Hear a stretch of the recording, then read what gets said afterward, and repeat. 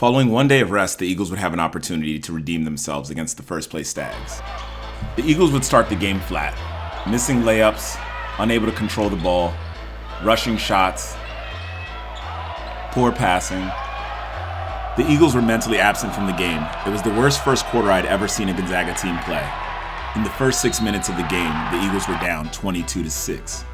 Unable to recover from the poor start, the Eagles would lose by 18 points. With the team morale at its lowest I had seen all season, I asked Coach Turner if I could step out from my role behind the lens. Standing at the front of the classroom, I announced to the team that I was here to do an exercise with them that would challenge their ability to trust and focus. I demonstrated how every player was going to have an opportunity to place an arrow on their throat and break it against the wall by stepping into it. They were all in shock, not believing it was possible. The first thing I told them was that they had to trust me.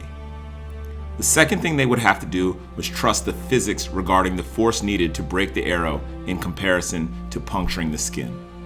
I purposely selected senior captain Bryant Crawford to be the first one to attempt breaking the arrow.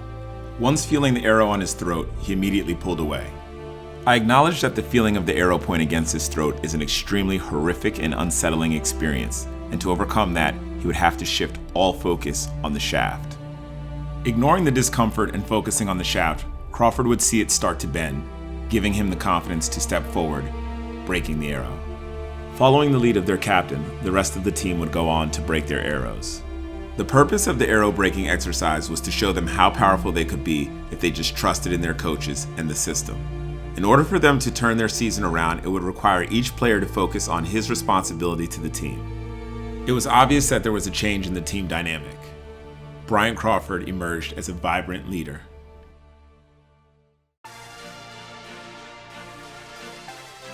With a better understanding of what it was going to take to win a championship, the Eagles played inspired, energetic basketball.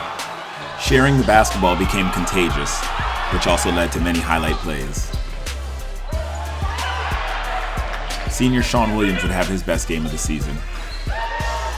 Having the hot hand, his teammates continued to feed him, and he would stretch the lead.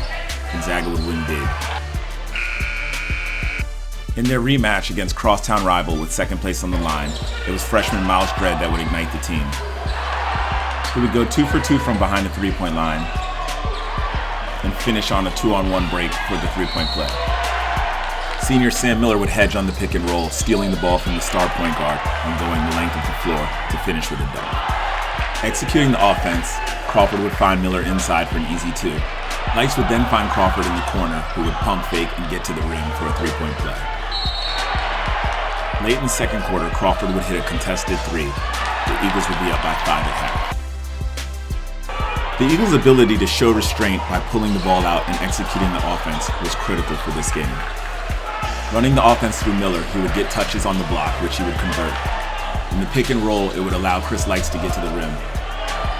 Through penetration and sharing the ball, the Eagles would get great shots from behind the three-point line. Hub would find Crawford in the corner for 3. The Eagles would win by 8. In this game, junior Nigel Stewart would be aggressive and get to the basket.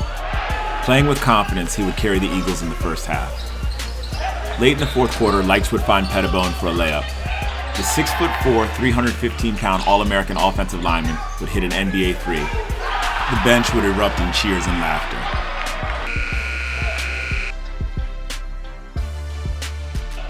The Eagles had become comfortable executing offensive plays. Becoming willing passers, they really looked to get each other involved. Making the extra pass led to easy layups.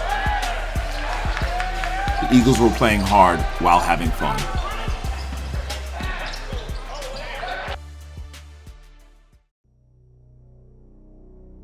In the Eagles' regular season finale, the seniors and their families would be recognized prior to tip-off.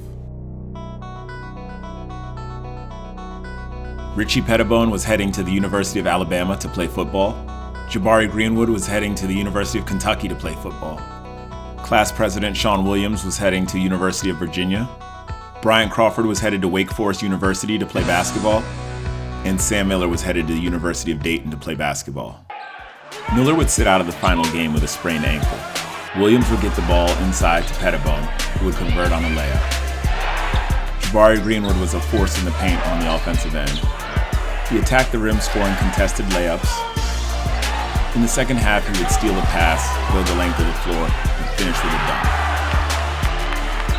Crawford pulled up in transition for a three. On a later possession, he would penetrate the zone and finish with a reverse layup. Sean Williams would score from the free throw line. The Eagles would win their final game by 11 points. Closing out the regular season on a 5-game winning streak and team morale at an all-time high, the Eagles were ready to make a run at the championship.